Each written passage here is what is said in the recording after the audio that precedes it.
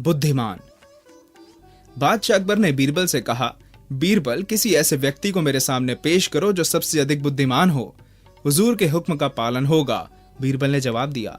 अगले दिन प्रातः उसने गाय चराते हुए एक ग्वाले को पकड़ा और उसे समझा बुझाकर दरबार में अकबर के सामने पेश कर दिया और कहा, हुजूर, आपके हुक्म की तामील पर मैं इस व्यक्ति को लाया हूँ।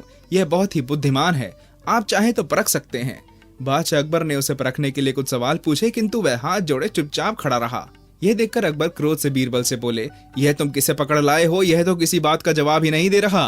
हुजूर, यही तो इसकी बुद्धिमता है। इसने अपने बुजुर्गों से सुना है कि राजा तथा अपने से अधिक बुद्धिमान व्यक्ति के सामने चुप रहना चाहिए, इसलिए यह आपके सामने चुप है, बीरबल ने जवाब दिया। बादशाह अकबर सारी बात समझ गए। उन्होंने ग्वाले को उचित इनाम देकर महल से विदा किया। बुढ़िया की तलवार। बादशाह अकबर और बीरबल शाम को सैर कर रहे थे। मार्ग में उन्हें एक वृद्ध स्त्री मिली जिसके हाथ में मयान सहित एक तलवार थी। बादशाह अकबर उस वृद्ध स्त्री के पास गए और बोले, माताजी, यह तलवार लेकर आप यहाँ क्यों खड़ी हैं? जहांपना, मैं बहुत गरीब हूँ, सोचा इस तलवार को बेच दूं ताकि कुछ दिन के रोटी पानी का जुगाड़ हो जाए, वृद्धा ने कहा। बादशाह अकबर ने उसके हाथ से तलवार ली और मयान से निकाल कर देखी। उन्हें तलवार किसी काम की ना लगी क्योंकि वह काफी पुरानी थी और उसमें जंग लग चुका था। उन्होंने वह तलवार वापस मयान में डालकर वृद्धा को लौटा दी। वृद्धा मयान से तलवार निकालकर बड़े गौर से देखने लगी। यह देखकर बादशाह को अचरज हुआ। उन्होंने कहा, माताजी, आप ऐसा क्या देख रही हैं? मैंने आपकी तलवार बदली नहीं है। हुजूर, मैं कुछ कहूँ? बीरबल ने बादशाह से पूछा। हाँ, बीरबल, कहो, क्या बात है? हुजूर, दरअसल बात यह है कि इस वृद्धा को इस बात पर यकीन नहीं हो रहा कि बुजुर्गों की बात झूठी कैसे हो सकती है। क्या मतलब? हुजूर, बुजुर्गों ने कहा है कि लोहा पारस को छू जाए तो सोना बन जाता है, इसलिए यह वृद्धा परेशान है क्योंकि उसकी तलवार पारस जैसे हाथों में जाने के बाद भी लोहा ही है। बीरबल की बात का गुण रहस्य समझ गए बादशाह अकबर। उन्होंने वृद्धा को अगले दिन तलवार सहित दरबार में आने का आदेश दिया। वृद्धा के दरबार में आने पर उससे तलवार लेकर उसके बराबरी सोना दे दिया। बेवकूफी की सजा। एक बार अकबर की ओर से बीरबल किसी शाही दावत में गया हुआ था। अगले दिन जब बीरबल दरबार में लौटा तो बादशाह ने उससे शाही दावत और उसमें बने भोजन के बारे में पूछा। बीरबल उस दावत में बने पकवानों का वर्णन कर ही रहा था कि अचानक बादशाह अकबर को कोई और काम याद आ गया और उन्होंने बीरबल को उस काम में लगा दिया। इस तरह शाही दावत का वर्णन अधूरा रह गया। कुछ दिन बीतने के बाद अचानक बादशाह अकबर को याद आया कि उस दिन शाही दावत में बने भोजन का वर्णन अधूरा रह गया था। उन्होंने सोचा शायद बीरबल अब तक उस बात को भूल चुका होगा, अतः उन्होंने बीरबल की याददाश्त को परखने के उद्देश्य से पूछा, बीरबल, और क्या था? बीरबल समझ गया कि बादशाह उस दावत के बारे में ही पूछ रहे हैं, अतः उसने तुरंत कहा, हुजूर, और कड़ी थी। बादशाह अकबर बेहद प्रसन्न हुए और उन्होंने बीरबल को पुरस्कार दिया। यह देखकर कई दरबारी जल उठे। उन्हें वास्तविकता तो पता नहीं थी। उन्हें लगा कि बादशाह को कड़ी बहुत पसंद है, अतः अगले दिन बहुत से बेवकूफ किस्म के दरबारी अपने घर से कड़ी की हांडी लेकर दरबार में उपस्थित हुए। जब बादशाह अकबर ने पूछा कि यह सब क्या है, तो वह बोले, हुजूर, आपको कड़ी बेहद पसंद है ना, इसलिए हम सब आपके लिए कड़ी लाए हैं। बादशाह अकबर को गुस्सा आ गया। बोले, तुम सब बेवकूफ हो, तुम्हें बात का पता ही नहीं और मुझे खुश करने के लिए कड़ी ले आए। तुम बेवकूफों की सजा यह है कि अभी आज के लिए दरबार से बर्खास्त किए जाते हो। सभी मुंह लटकाकर दरबार से चले गए। बैल का दूध। बादशाह अकबर ने सोचा कि बीरबल को कोई ऐसा काम करने को कहा जाए जिसे वह कर ही नहीं सके। यही सोचकर उन्होंने बीरबल को दरबार में बुलाया और कहा, बीरबल, वैद्य जी ने औषधि बनाने के लिए बैल के दूध की मांग की है, अतः हमें कहीं से बैल का दूध ला दो। हुजूर, दूध तो मिल जाएगा किंतु कुछ समय लगेगा। ठीक है, 4 दिन दिए। जैसी हुजूर की आज्ञा, बीरबल ने जवाब दिया और घर लौट आया। घर आकर बीरबल ने अपनी पुत्री से इस समस्या पर विचार विमर्श किया। बीरबल की पुत्री भी अपने पिता की भांति बहुत समझदार थी। उसने अपने पिता से निश्चिंत रहने को कहा। आधी रात को जब बादशाह अकबर सो रहे थे तब बीरबल की पुत्री उनके शयन कक्ष के पास बने घाट पर कपड़े धोने लगी। आवाज से बादशाह अकबर की आंख खुल गई। उन्होंने सिपाहियों को बुलाकर हुक्म दिया कि घाट पर जो भी कपड़े धो रहा है उसे पकड़कर हमारे सामने पेश करो। सिपाही बीरबल की पुत्री को पकड़कर बादशाह के सामने ले आए।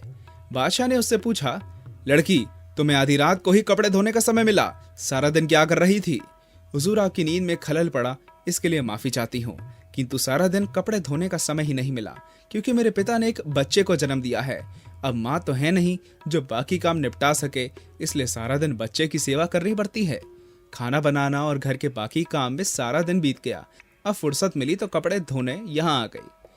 तुम झूठ बोल रही हो लड़की, भला मर्द भी कभी बच्चे पैदा करते हैं? बादशाह ने गुस्से से कहा। हुजूर, जब बैल का दूध हो सकता है तो मर्द भी बच्चे पैदा कर सकते हैं, बीरबल की पुत्री ने कहा। यह बात सुनकर बादशाह अकबर का सारा गुस्सा जाता रहा। वे समझ गए कि लड़की बीरबल की पुत्री है।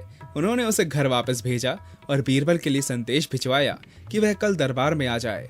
बादशाह ने अपना आदेश वापस ले लिया। ब्राह्मण की इच्छा। एक गरीब अनपढ़ ब्राह्मण मांग कर अपना गुजारा चलाता था। उस ब्राह्मण की हार्दिक इच्छा यह थी कि लोग उसे पंडित जी कहें, किंतु उस अनपढ़ को पंडित जी कौन कहता। एक दिन जब वह ब्राह्मण भिक्षा मांगता हुआ गली गली घूम रहा था तो उसकी मुलाकात बीरबल से हुई। उसे देखकर ब्राह्मण को लगा कि बीरबल ही उसकी इच्छा पूरी कर सकता है। वह बीरबल के पास गया और बोला, हुजूर, मैं एक अनपढ़ ब्राह्मण हूँ, पर मेरी इच्छा यह है कि लोग मुझे पंडित जी कहें।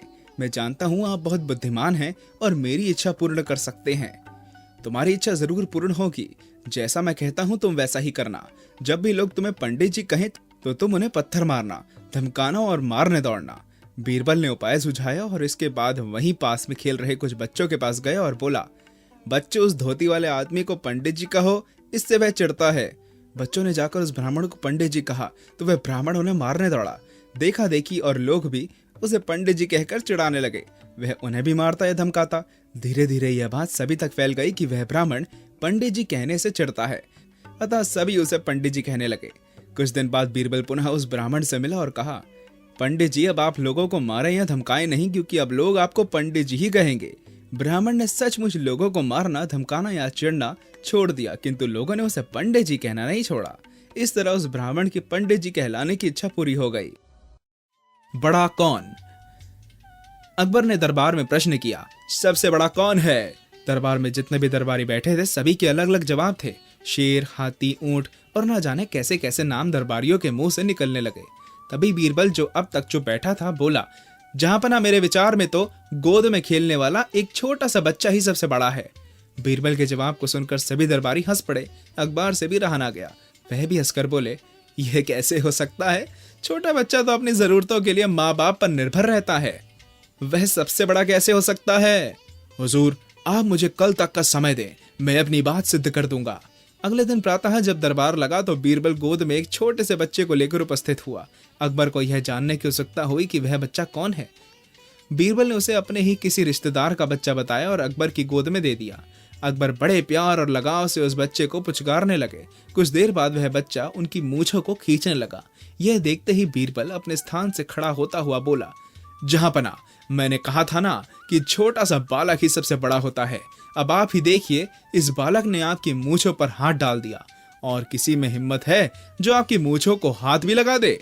बीरबल की सूझबूझ पर दांत दिए बगैर ना रह सके अकबर। भगवान जो करता है अच्छा करता है। लापरवाही से तलवार पकड़ने के कारण एक बार अकबर के अंगूठे का ऊपरी हिस्सा थोड़ा सा कट गया, जिसके कारण वे दर्द से कहरा उठे। यह देखकर बीरबल ने कहा, भगवान जो करता है अच्छा ही करता है। यह सुनकर अकबर क्रोधित हो उठे और इसी क्रोध में उन्होंने बीरबल को दरबार से बर्खास्त कर दिया। बीरबल पुनः यह कहकर कि भगवान जो करता है अच्छा ही करता है, दरबार से चले गए। कुछ दिनों बाद अकबर को शिकार पर जाने की इच्छा हुई और वह कुछ सैनिकों के साथ जंगल में शिकार खेलने चल दिए। दुर्भाग्य से अकबर अपने सिपाहियों से बिछुड़कर घने जंगल में निकल गए।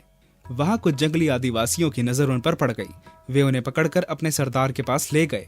वह आदिवासी सरदार अकबर की बलि देने के लिए अपने देवता की आराधना करने लगे। सभी आदिवासी बादशाह के चारों ओर घूम घूम कर नाच गा रहे थे। तभी एक आदिवासी की नजर बादशाह के कटे हुए अंगूठे पर पड़ी।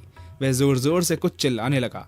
आदिवासियों के सरदार ने भी गौर से अकबर के हाथ को देखा और चिल्लाते हुए इसे छोड़ देने का आदेश दिया।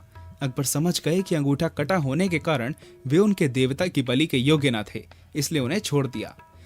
तभी बादशाह को बीरबल की वह बात याद आ गई कि भगवान जो करता है अच्छा करता है।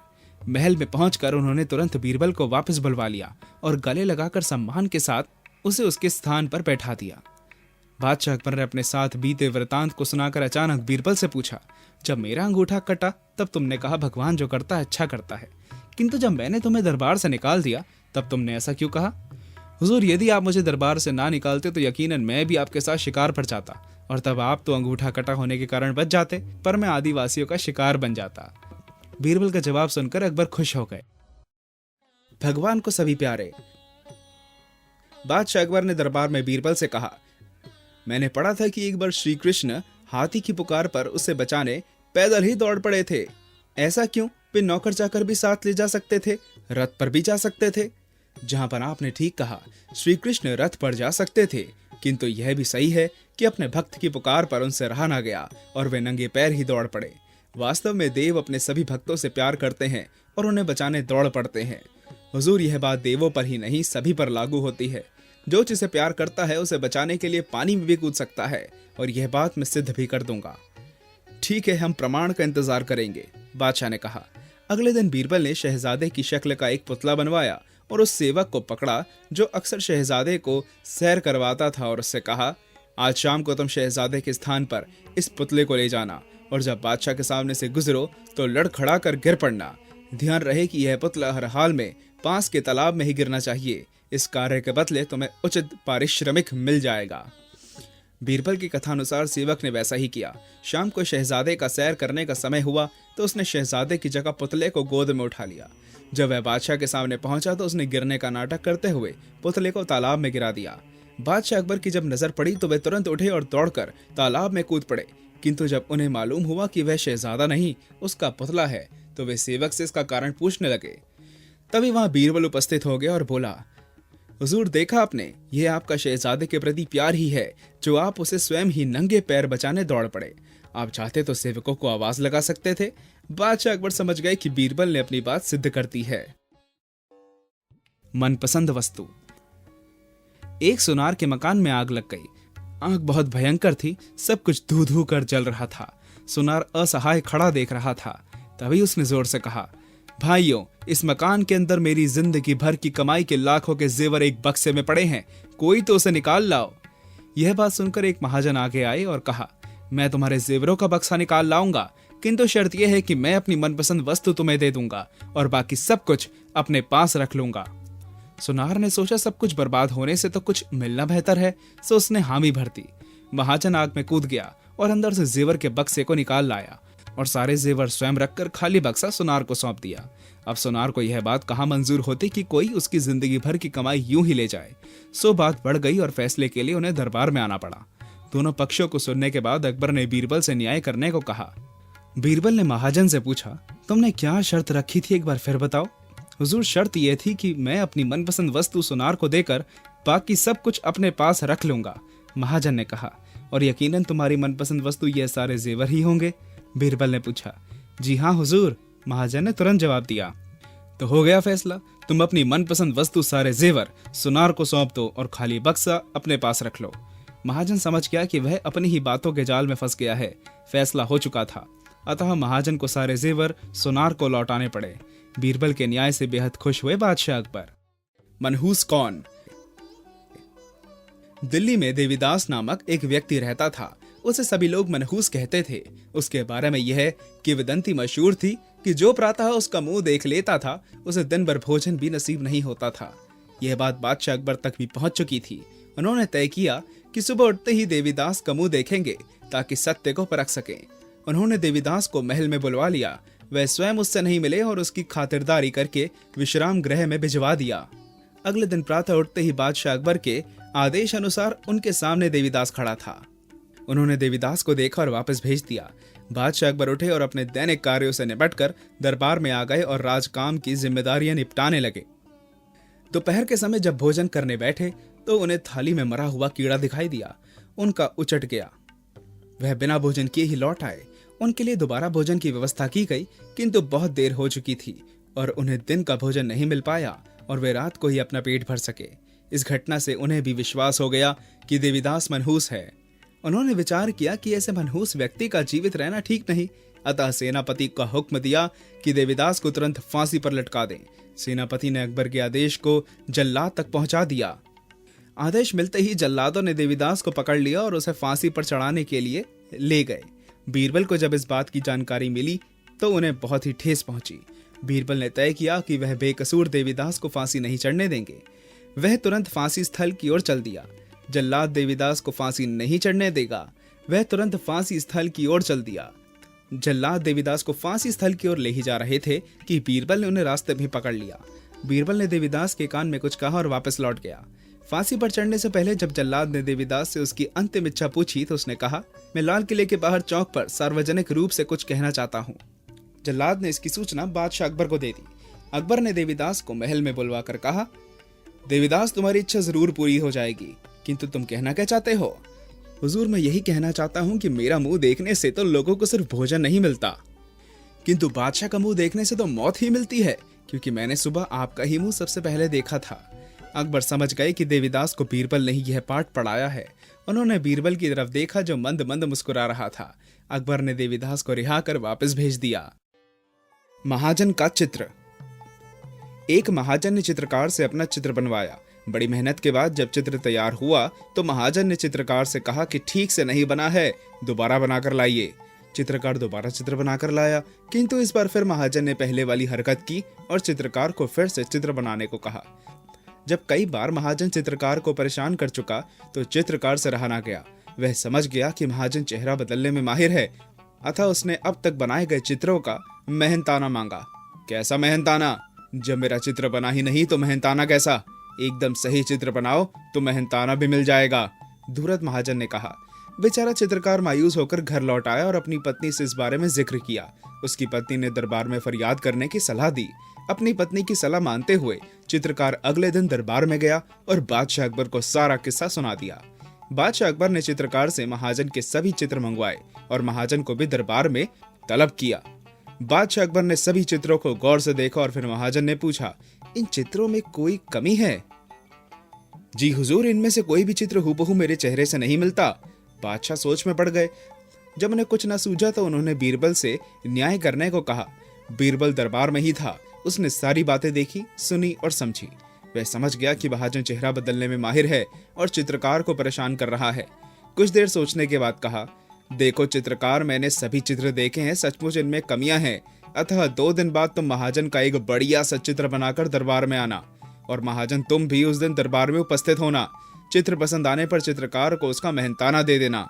उन्होंने दोनों को वापस भेज दिया, किंतु कुछ देर बाद ही चित्रकार को वापस बुलवा कर कहा, 2 दिन बाद तुम एक बड़ा सा दर्पण लेकर दरबार में आ जाना। चित्रकार चला गया। 2 दिन बाद चित्रकार दरबार में दर्पण लेकर आया। महाजन के आने पर वह दर्पण उसके सामने रखकर चित्रकार बोला, आपका चित्र तैयार है, पर यह तो दर्पण है। यही तो असली चित्र है।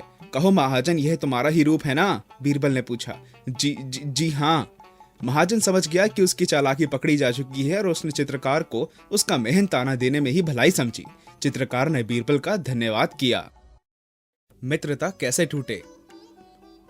बादशाह अकबर के पुत्र शहजादा सलीम तथा दिल्ली के एक व्यापारी के पुत्र की आपस में गहरी मित्रता हो गई थी। वे दोनों अक्सर सारा दिन साथ ही बिताते थे, जिस कारण दोनों के ही पिता परेशान थे। व्यापारी के पुत्र ने मित्रता के कारण व्यापार में ध्यान देना छोड़ दिया था तथा शहजादा सलीम भी राजकाज की तरफ ध्यान नहीं देता था। एक दिन दरबार में बादशाह अकबर तथा वह व्यापारी इन दोनों की मित्रता से होने वाली परेशानियों का जिक्र कर रहे थे कि वहां बीरबल भी आ पहुंचा। बीरबल को देखकर बादशाह अकबर बोले, बीरबल, अब तुम ही इन दोनों की दोस्ती को तोड़ सकते हो। हुजूर, वैसे तो किसी की दोस्ती में खलल नहीं डालना चाहिए, पर यह बात मैं जानता हूँ कि इन दोनों की दोस्ती का जुनून काफी बढ़ गया है और इसे रोकना जरूरी है। हुजूर, आप कल दोनों को दरबार में उपस्थित होने का निर्देश दें। बादशाह अकबर ने वैसा ही किया और अगले दिन दरबार में दोनों मित्र उपस्थित थे। कुछ देर तक दरबारी कार्यवाही चलती रही। फिर अचानक बीरबल उठा और व्यापारी पुत्र के कान में धीरे से कुछ कहा जो उसकी समझ में नहीं आया। वास्तव में बीरबल ने उसके कान में कुछ कहा ही नहीं, केवल कान के पास मुंह ले जाकर फुसफुसाया था। इसके बाद बीरबल ने कुछ ऊंची आवाज में चेतावनी देते हुए व्यापारी पुत्र से कहा, मैंने जो बात तुमसे कही है उसे राज ही रखना, किसी से भी नहीं कहना। यह बात बीरबल ने इतनी जोर से कही थी कि शहजादा सलीम भी सुन ले। दरबार समाप्त होने के बाद सलीम ने अपने मित्र से पूछा, मित्र, बीरबल ने तुम्हारे कान में क्या कहा था? अब बीरबल ने उसके कान में कुछ कहा होता तो वह बताता। मित्र ने सलीम से बहुत कहा कि बीरबल ने उसे कुछ नहीं बताया, किंतु उसे विश्वास नहीं हुआ। सलीम को लगा कि वह बात राज रखने के कारण ही उसे नहीं बता रहा। इसी को लेकर उनमें मनमुटाव हो गया और मित्रता भी खत्म हो गई और दोनों ही अपने अपने काम में ध्यान देने लगे। हमेशा की तरह बादशाह अकबर इस बार भी बीरबल की चतुराई की प्रशंसा किए बगैर ना रह सके। मिलना अकबर बीरबल का। एक बार अकबर बादशाह युद्ध के बाद दिल्ली की तरफ वापस आ रहे थे। रास्ते में उन्हें इलाहाबाद में गंगा किनारे पर पड़ाव डालना पड़ा। अकबर ने अपने एक दूत को वहां के राजा के पास भेजा। साथ में अकबर ने दूत के हाथ पत्र भी दिया, जिसे दूत ने राजा को दे दिया। पत्र में अकबर ने राजा से मिलने की इच्छा व्यक्त की थी। झूसी का राजा अकबर के पत्र को पढ़कर चिंतित हो गया। उसने समझा कि उसके छोटे से राज्य पर कब्जा करना चाहते हैं। राजा ने तुरंत बीरबल को बुलाया और स्थिति से अवगत कराया। अकबर के पत्र का आशय समझ चुका था बीरबल। उसने कहा, महाराज ऐसी कोई बात नहीं है। अकबर की इच्छा आपके राज्य पर अधिकार करने की नहीं है। फिर क्या है? आप चिंतित ना हो महाराज। बादशाह अकबर की जो भी इच्छा है मैं उसका शीघ्र ही पता लगा लूंगा। आप मेरे साथ चलने की तैयारी करें। बीरबल दरबार से निकलकर मछेरों की बस्ती में पहुंचा। वहां पहुंचकर उसने नाव में ईंट, पत्थर, चूना लदवाया तथा कुछ राज मिस्त्रियों को गंगा पार चलने का आदेश दिया। बीरबल अपना काम पूरा करके लौटा और राजा से कहा, महाराज हम 2-3 घंटे बाद चलेंगे। राजा बोला, यदि हम लोगों को वहां पहुंचने में देर हो गई तो बादशाह का कहर हम पर टूट सकता है। आप बेफिक्र रहें महाराज, मैं सब संभाल लूंगा। शाम के वक्त राजा और बीरबल बादशाह के पास पहुंचे और उन्हें सलाम बजाया। अकबर उन्हें सलाम के साथ खेमे में ले गया। राजा ने डरते डरते हाथ जोड़कर कहा, जहांपनाह ने मुझे जैसे तुच्छ व्यक्ति को कैसे याद किया। हमारा ऐसा कोई इरादा नहीं है। हमने तो तुम्हें केवल मुलाकात के लिए बुलाया था, मगर तुमने आने से पहले ये ईंट, पत्थर, चूना आदि क्यों भिजवाया? राजा ने कहा, महाराज इस बारे में मुझे कोई जानकारी नहीं है। सच तो यह है कि ये सब मेरे मंत्री ने अपनी समझ से किया है। अकबर बीरबल की ओर मुखातिब हुए। बीरबल ने हाथ जोड़कर कहा, महाराज आपने हमारे महाराज को इसी उद्देश्य के लिए तो बुलाया था। आपकी इच्छा नदी के किनारे पर एक विशाल महल बनाने की थी ना? हाँ, ये सही है। अकबर बीरबल की बुद्धिमानी पर प्रसन्न हो उठे। उन्होंने तभी से बीरबल को अपने साथ रखने का फैसला कर लिया। इसके बाद इलाहाबाद में विशाल किला बादशाह अकबर ने बनवाया। मुंह पीछे बुराई। बीरबल से जलने वाले बहुत थे। एक बार किसी ईर्ष्यालु ने चौराहे पर एक कागज चिपका दिया। उसमें शुरू से आखिर तक बीरबल कोसा गया था। उस पर हर आने जाने वाले की नजर पड़ती थी। बीरबल को जब इस बात का पता चला तो वह कुछ आदमियों को लेकर वहां पहुंच गया।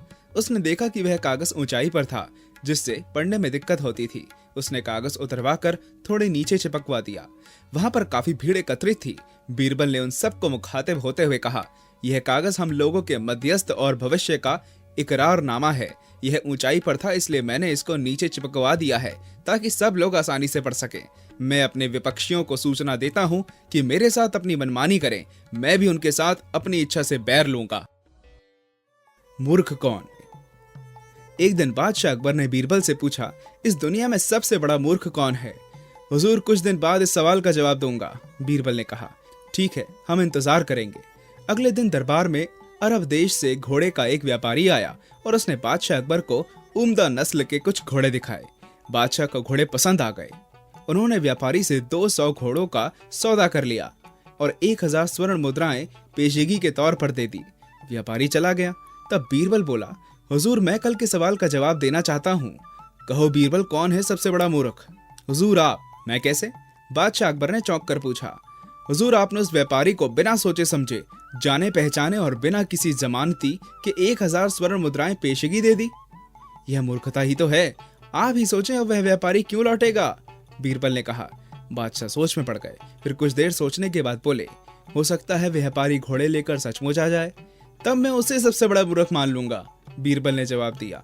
यह सुनकर बादशाह अकबर को हंसी आ गई। मुर्गा। अकबर ने बीरबल का मजाक बनाने के उद्देश्य से महल के बाहर बने एक हौज में 20 अंडे डलवा दिए और 20 ही दरबारियों को वहां खड़ा करके हुक्म दिया, एक एक कर कूदो और एक एक अंडा निकाल लो। एक एक कर दरबारी कूदते रहे और अंडा निकाल कर लाते रहे। अंत में अकबर ने बीरबल से कहा, तुम भी कूदो और एक अंडा निकाल लो। बीरबल भी हौज में कूद गए, किंतु उन्हें अंडा ना मिला। मिलता भी कैसे? 20 दरबारी पहले ही निकाल चुके थे 20 अंडे। बीरबल खाली हाथ हौज से बाहर निकल आया। उसे खाली हाथ देखकर अकबर हंस पड़े और बोले, क्यों बीरबल, अंडा नहीं मिला क्या? बाकी सभी तो ले आए। बीरबल समझ गया कि उसका मजाक बनाया जा रहा है, किंतु सहज भाव से बोला, हुजूर, यह सब भी मेरी ही वजह से तो अंडा ला पाए हैं। वह कैसे? अकबर ने पूछा। हुजूर, यह सब तो मुर्गियां हैं। एक मैं ही तो मुर्गा हूं, इसलिए उन्होंने तो अंडे दे दिए, पर मैं मुर्गा होकर तो अंडे दे नहीं सकता था, सो नहीं लाया। बीरबल की हाजिर जवाबी पर अकबर मन ही मन बेहद प्रसन्न हुए। मुल्ला की पगड़ी। बादशाह अकबर अक्सर बीरबल की पगड़ी की तारीफ किया करते थे क्योंकि वह पगड़ी बहुत ही बढ़िया ढंग से बांधा करता था, किंतु मुल्ला दो प्याजा को इससे जलन होती थी। मुल्ला जी ने तय कर लिया कि वह भी एक दिन इतनी अच्छी तरह से पगड़ी बांधेंगे कि उसकी तारीफ बादशाह को करनी ही पड़ेगी। कई दिनों की कोशिश के बाद आखिर एक दिन मुल्ला जी सुंदर तरीके से पगड़ी बांधने में कामयाब हो गए।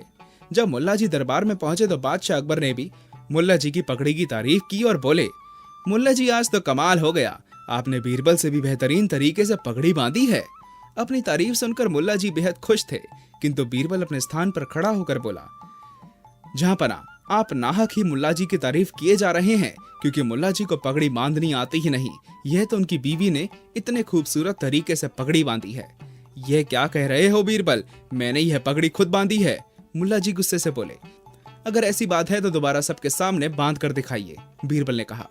बीरबल जानते थे कि पगड़ी को दर्पण के सामने बांधा जाता है और दरबार में दर्पण है ही नहीं, अतः मुल्ला जी दोबारा वैसी पगड़ी बांध ही नहीं पाएंगे। मुल्ला जी ने भी ताव में आकर पगड़ी तो खोल ली, किंतु कई कोशिशों के बाद भी उसे दोबारा वैसी खूबसूरत तो क्या ठीक तरह से भी नहीं बांध सके। यह देखकर बादशाह अकबर बोले, क्या मुल्ला जी, आप अपने छोटे मोटे काम भी अपनी बीवी से करवाते हैं, लानत है। मुल्ला दो प्याजा शर्म से इधर उधर देखने लगा। वह समझ गया कि बीरबल ने इस बार भी उसे करारी मात दी है। मूर्खराज। बादशाह अकबर बीरबल को बहुत मानते थे। बीरबल बड़े बुद्धिमान थे और अपनी विनोदपूर्ण बातों से बादशाह को प्रसन्न रखते थे। अकबर और बीरबल के विनोद की बहुत सी बातें प्रचलित हैं। उनमें से कुछ बातें बड़े काम की हैं। एक घटना हम यहाँ सुना रहे हैं। एक बार बादशाह अपने राजमहल में गए। बादशाह की सबसे प्यारी बेगम उस समय अपनी किसी सखी से बात कर रही थी। बादशाह अचानक जाकर खड़े हो गए। बेगम उठ खड़ी हुई और हंसती हुई बोली, आइए मूर्खराज। बादशाह को बहुत बुरा लगा, लेकिन बेगम ने इससे पहले कभी बादशाह का अपमान नहीं किया था। बादशाह जानते थे कि बेगम बुद्धिमती है, वे बिना कारण के ऐसी बात नहीं कह सकती, लेकिन बादशाह यह नहीं जान सके कि बेगम ने उन्हें मूर्खराज क्यों कहा। बेगम से पूछना बादशाह को अच्छा नहीं लगा। थोड़ी देर वहां रहकर वे अपने कमरे में चले गए। बादशाह उदास बैठे थे। उसी समय बीरबल उनके पास आए। बीरबल को देखते ही बादशाह ने कहा, आइए मूर्खराज। बीरबल हंसकर बोले, जी मूर्खराज जी। बादशाह ने आंख चढ़ाकर कहा, बीरबल, तुम मुझे मूर्खराज क्यों कहते हो? बीरबल ने कहा, मनुष्य 5 प्रकार से मूर्ख कहलाता है।